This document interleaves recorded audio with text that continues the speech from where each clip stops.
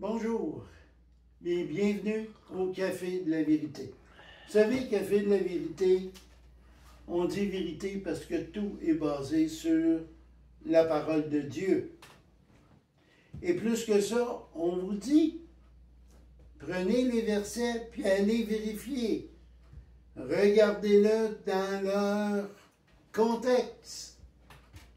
Et regardez si ce qu'on vous dit, c'est vraiment vrai. Ce matin, Yvon va vous parler de... Bon, OK. Alors, Tu vas parler du hockey? Oui. OK. Ah, il y a un miracle canadien de la carte de gagner. Non. Le 30 novembre de l'année passée, j'avais écrit un message. Le titre que j'avais donné, c'est « Entrer dans la dimension de Dieu ». Puis, comme on discutait un petit peu avant qu'on commence, je te l'avais déjà prêté, mais je vais revenir avec ça à la fin de mon message, puis vous allez comprendre le pourquoi. Alors, ce que je veux faire un résumé un peu de ce message-là. Je m'adresse en particulier à ceux qui connaissent la parole ou ceux qui l'étudient un peu. Je ne rentrerai pas dans tous les détails, mais je vais commencer avec Matthieu 7, les versets 13 et 14. Moi, je les ai écrits là-dessus, mais j'ai été chercher au travers de la parole. Matthieu 7, on appelle ça le sermon sur la montagne. Puis vous allez comprendre pourquoi je commence par là.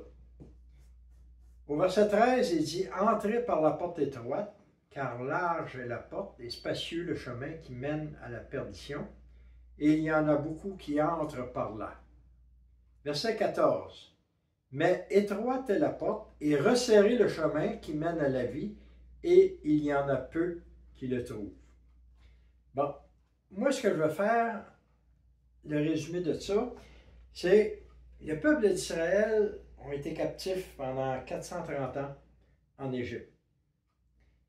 Ils ont grossi, ils se sont multipliés, puis Dieu a envoyé quelqu'un pour les faire sortir d'Égypte. Parce que le temps que Dieu avait dit à Abraham était à son terme. Il a envoyé Moïse. Moïse a fait sortir le peuple d'Israël. On connaît un peu l'histoire des 10 plaies d'Égypte, mais c'est pas là-dessus. Là, ils ont traversé la mer Rouge. Ils se sont ramassés au pied d'une montagne qui s'appelle le mont Sinaï. Dieu a dit à Moïse, monte sur la montagne en haut, monte tout seul, puis il dit, moi j'ai des instructions à te donner. Moïse a reçu des instructions, puis parmi les instructions, Dieu lui a montré un plan en haut. Un plan d'architecture venant de Dieu. Tu vas me construire un tabernacle. Le tabernacle, c'est comme une espèce de grand rectangle, puis à l'intérieur, il y a une tente. La tente elle-même est au centre, puis elle est divisée en deux, le lieu saint et le lieu très saint. Alors, mon message, il vire un peu alentour de ça. Combien est-ce qu'il était à peu près quand ils ont sorti d'Égypte? Au-dessus d'1,5 million? C'était très, très nombreux. Peut-être 2 millions, je ne sais pas. Puis, tout ce monde-là, parce qu'il n'y avait pas juste des Juifs, il y avait aussi du monde de d'autres nations qui les ont suivis. Donc, faisons un chiffron de 2 millions de personnes. 2 millions de personnes là, qui sont à l'extérieur de cette enceinte-là. Ça représente, c'est une image pour nous représenter le monde. Le monde, là, la porte est large ouverte à ce monde-là.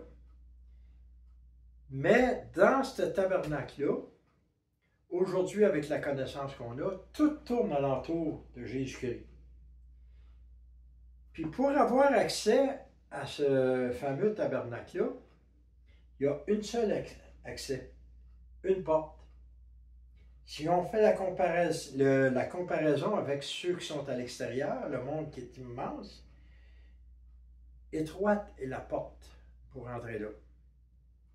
Grosso modo, c'est que la personne qui se sentait coupable, il fallait qu'elle prenne un animal. puis dire « j'ai péché », puis il se présentait aux Lévites, qui eux autres, il fallait qu'ils soient à la porte, puis là, il pouvait rentrer avec son animal, puis tout ça, ça représentait le sacrifice de Jésus-Christ. Pour nous autres, aujourd'hui, c'est l'équivalent du salut en Jésus-Christ, à la croix.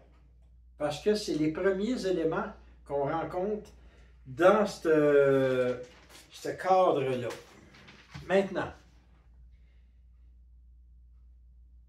la plupart des chrétiens aujourd'hui ont passé par là, ce qu'on appelle le plan du salut. Mais le problème, c'est qu'il y a la tente qui est là. La tente, elle, est divisée en deux, le lieu saint et le lieu très saint. Ce que je trouve dommage, puis dans l'étude que j'ai faite, j'ai démontré que Dieu nous invite. Puis dans le fond, là, l'invitation, elle est encore la même aujourd'hui. On est tous invités à se rendre à la tente. Puis encore là, la tente, pour rentrer à l'intérieur, il y a juste une ouverture qui est étroite. On reste toujours dans ce domaine-là de la porte étroite, parce qu'on a commencé avec ça. Mais il y a un problème qui se passe.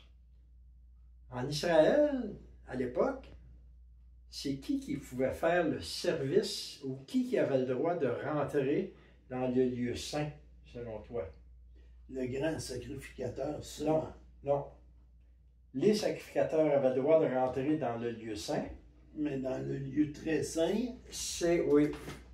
Donc, il y avait un problème, là.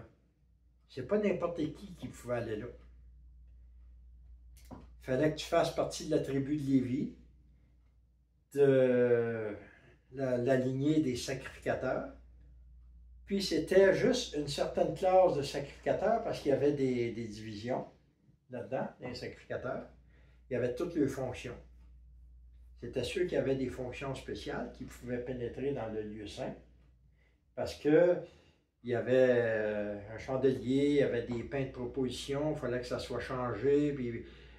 Bref, comme je vous dis, je ne rentre pas dans tous les détails, j'en parle dans cette étude-là. Mais, pour nous autres, en quoi est-ce que ça nous concerne aujourd'hui? C'est Apocalypse 1, au verset 5 et 6. On va aller le voir, ça va à peine. Apocalypse 1, versets 5 et 6. Vous allez voir que Dieu est bon envers nous autres.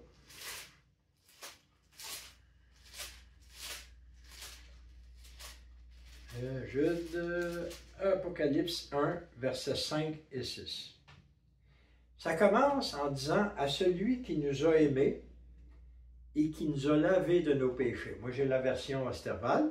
« Par son sang, et qui a fait de nous des rois et des sacrificateurs de Dieu, son Père.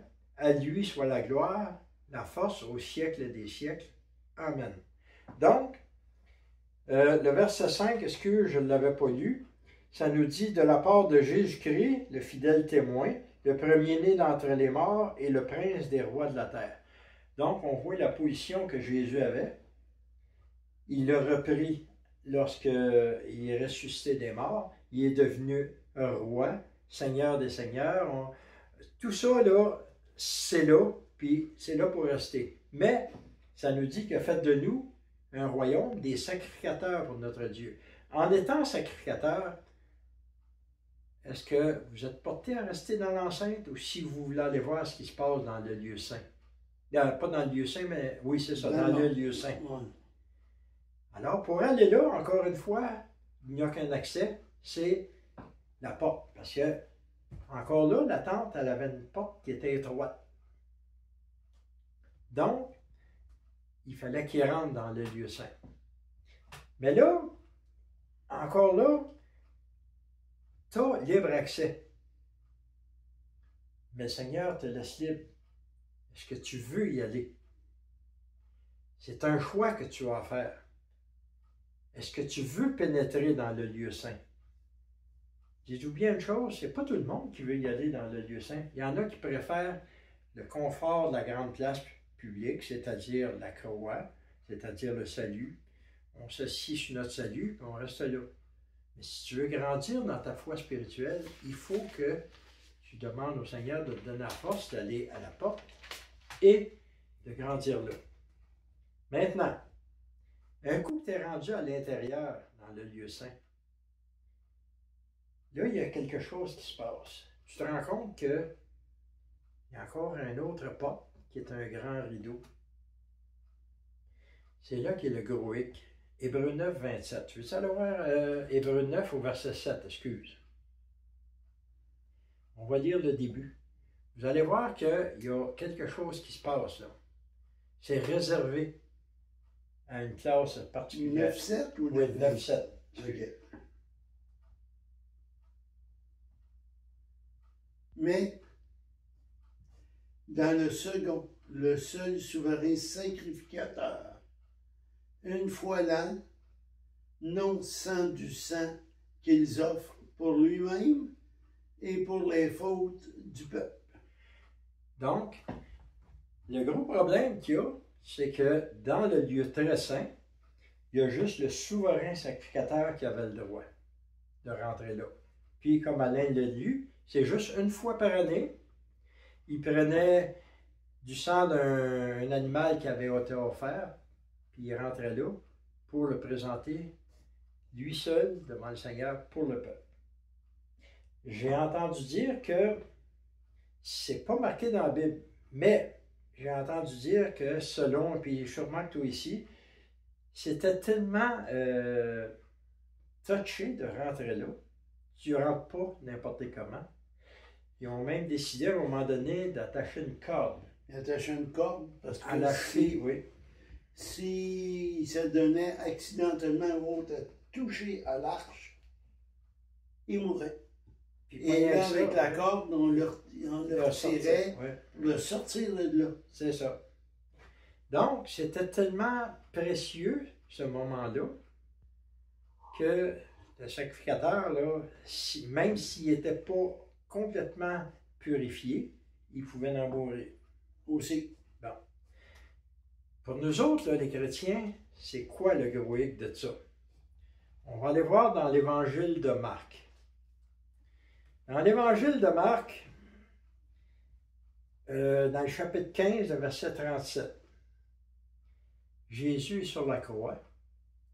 En bon québécois, il est ses derniers milles. Verset 37, ça nous dit, dans l'évangile de Marc, mais Jésus jeta, ou si jamais mieux, poussa un grand cri, puis il expira, ou si jamais mieux, il mourut. Là, il s'est passé quelque chose avec la mort de Jésus-Christ parce que le sacrifice parfait venait d'être offert. Ça nous dit au verset 38, le voile du temple se déchira en deux, du haut en bas. Ce qui voulait dire une chose, c'est que par le sacrifice parfait de Jésus-Christ, là, ce qui était réservé strictement au souverain sacrificateur, mais Dieu venait d'ouvrir la voie. Puis on a accès au lieu très saint. Alors moi, je vous pose la question aujourd'hui. Puis le titre de mon message, c'est, d'habitude je le donne au début, mais là je vous le donne, c'est « Où en es-tu? » C'est-à-dire, fais une introspective de ta vie. Puis questionne-toi, là, par rapport au salut en Jésus-Christ. Est-ce que tu as rentré dans l'enceinte, puis que tu as accepté le Seigneur? Ça, c'est correct, c'est la première étape, la croix. Mais si tu en restes là, tu viens de laisser de côté encore des grandes bénédictions que Dieu en réserve. Puis si tu en veux des grandes bénédictions, il faut que tu pénètres dans le lieu saint. Puis un coup que tu es dans le lieu saint, tu te mets devant Dieu, tu te mets avec la parole, puis le Seigneur, là, il a ouvert l'accès au lieu très saint pour toi. Puis d'ailleurs, il l'a ouvert pas juste pour les chrétiens qui sont vieux dans le Seigneur, mais le Seigneur pour toi, si tu n'as jamais entendu parler d'Évangile, lorsque tu rentres dans la première section, on appelle ça le salut. Puis pour rentrer là, c'est que tout simplement, c'est que tu as besoin de te repentir, de te reconnaître pécheur, d'accepter Jésus comme étant celui qui est mort à ta place sur la croix pour tes péchés. Puis un coup que tu es rendu là, ben, l'accès, elle est ouverte à toi aussi. Renforcis-toi en lisant la parole. Demande au Seigneur qui t'ouvre l'accès. Puis tu vas voir que ce que tu vas découvrir dans le lieu saint, c'est formidable. Puis ce que tu vas découvrir dans le lieu très saint, c'est encore plus formidable. Puis dans le lieu très saint, l'Épître aux Hébreux nous enseigne une chose, c'est que notre Seigneur Jésus-Christ, quand Marie-Madeleine l'a vu la première, il a dit « Touche-moi pas, je ne suis pas encore monté vers mon Père, vers votre Père, vers mon Dieu, vers votre Dieu. » C'est qu'à ce moment-là, Jésus est parti, il est allé en haut, il s'est présenté en haut parce que l'arche de l'Alliance, c'est dans Apocalypse 11, si ma mémoire est bonne, qu'on voit qu'elle est là. Mais Jésus s'est présenté dans le ciel avec son propre sang et il l'a mis sur le propitiatoire, c'est-à-dire le couvert. Ça veut dire qu'Alain, que le Seigneur vienne chercher son Église, on va la voir, cette arche-là. Non seulement on va la voir, mais on va voir le sang précieux de Christ qui a tombé pour nous, puis qui a été versé à la croix. Maintenant, moi, je suis pas fort en informatique. Mais par contre, j'ai le message qui est ici. Puis ça, le message, probablement qu'avec l'aide de ta fille Véronique, vous allez être capable de prendre le message, puis de le transférer sur ton ordi. Puis si jamais il y en a qui veulent avoir une copie de ce message-là, ça va vous donner l'occasion de jaser avec Alain au niveau du Café de la Vérité, poser des questions, puis en même temps, Alain va pouvoir vous partager ce message-là, puis ça va nous faire plaisir. Parce que ce message-là, c'est un message que le Seigneur m'a mis à cœur, puis vous allez pouvoir vérifier en même temps si les versets sont là. Alors là-dessus, je vous souhaite une bonne réflexion, que le Seigneur vous bénisse, puis pensez au salut de vos âmes si vous ne connaissez pas le Seigneur. Que Dieu vous bénisse. Si vous n'êtes pas né de nouveau, Jésus a dit, à moins que tu naisses de nouveau. Il en dit aussi, car Dieu a tant aimé le monde. Il a remplacé le monde par votre prénom. Hein? Car Dieu a tant aimé William, Véronique, Diane, Christine, là je nomme toute ma famille. Hein? Quand Dieu a tant aimé toi, qu'il a donné son Fils unique, afin que quiconque croise en lui ne périsse point, mais ait la vie éternelle. C'est la seule façon. Cette semaine, j'ai parlé beaucoup avec une dame qui est très, très catholique, et là, elle commence à voir que les vérités sont changées. Une religion ne sauve pas. Jésus sauve. Alors, demandez pardon à Dieu, remerciez-le pour son Fils, demandez que l'Esprit Saint vienne vous guider, commencez par lire l'Épître aux Romains, et vous allez voir que votre vie va changer. Sur cela, oui, bon. S'il y en a qui veulent contacter Alain au Café de la Vérité pour avoir le message, le titre du message, c'est « Entrer dans la dimension de Dieu ». Ça, c'est le message que j'ai écrit au mois de septembre. Puis celui que j'ai écrit aujourd'hui, le titre, c'est « Où en es-tu » Alors, posez-vous la question, où en êtes-vous par rapport à Dieu? Que le Seigneur vous bénisse. Amen.